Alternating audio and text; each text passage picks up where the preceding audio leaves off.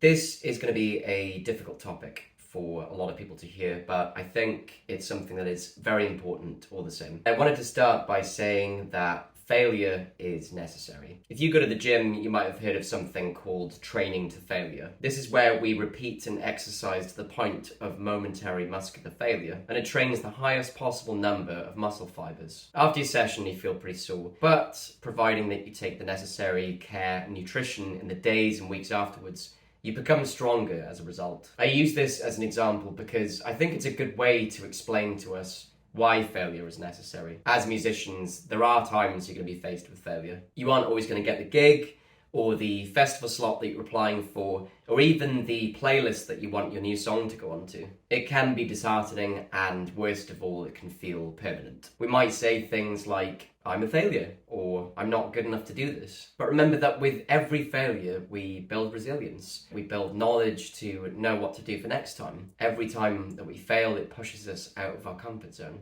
And although it may not feel like it, failure is actually a really great teacher. It shows us how we react when things don't go our way. It can feel like a mirror to our insecurities. But it can also be a path for us to know the way forward. But remember that if and when you fail, take rest. Whether that be in the form of taking a break from social media, doing something non-music related, this gives you a chance to self-regulate so you can try again. I find that collecting my thoughts in a journal helps, not only because I'm physicalizing my problems in a space where I can come at it later, but also in the future I can look back at that point and feel differently about that situation. By doing things like self-regulation or self-forgiveness, you're choosing to be a better version of yourself. Every choice towards self-love and forgiveness is a choice away from bitterness. And it may be hard to hear, but without failure, there is no challenge. If all you do is succeed, then when you do hit a failure, it's going to completely throw you off. Yes, failure can hurt. I've failed many